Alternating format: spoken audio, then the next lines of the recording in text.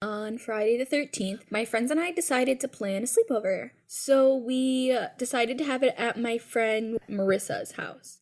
So we were at her house and we had some dinner. It was really good. We actually had some masticholi. We were just sitting at the table talking, and one of my other friends, we'll call her Haley, she was like, "Oh my gosh, we should go play the Ouija board now," because they knew that I brought it. So I was like, "Okay, let's go. Let's go in the basement. It'll be like fun."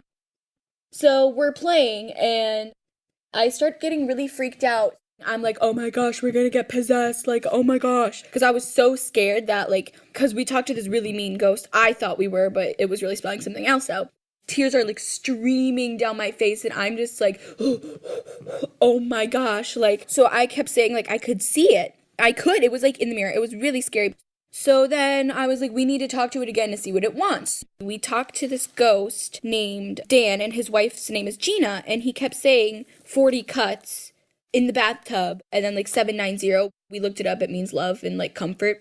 So we were like, "Do you want us to love you?" And he said he has a daughter. And eventually we got this story that he had a daughter and she was like kidnapped and then she like killed herself, I guess. She died, and it was really, really sad. So we felt bad, and I kept wanting us to dig him up. And he said he was under the house, he was under the floor. So like I was getting really scared, and like he said the ghost girl's name was Erin, and she was 12 and she was turning 13 the next day.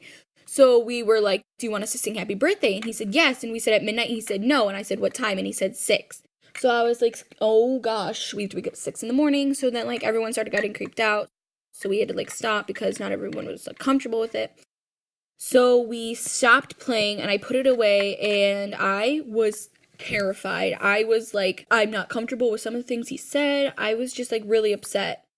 So I called my sister and I was like, "Dude, this is what happened." And I told her the story, and I was like, "I am so scared." I was crying. Like, it was bad. I was crying really hard, and I was like, "I don't want to get possessed." So she's like, "Oh, it'll be okay. Just be glad that you said goodbye. I mean, you're still stupid." And I was like, "Okay." So I hung up on her because I was mad.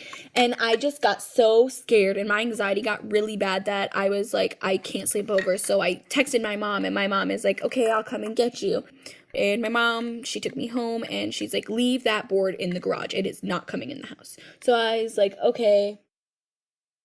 When I woke up at 7, and I did sing happy birthday to Erin because I promised Dan that I'd sing at 6. So I sang happy birthday, and I'm good. I just don't like being home alone like I am right now. But that's my story of my scary Ouija board.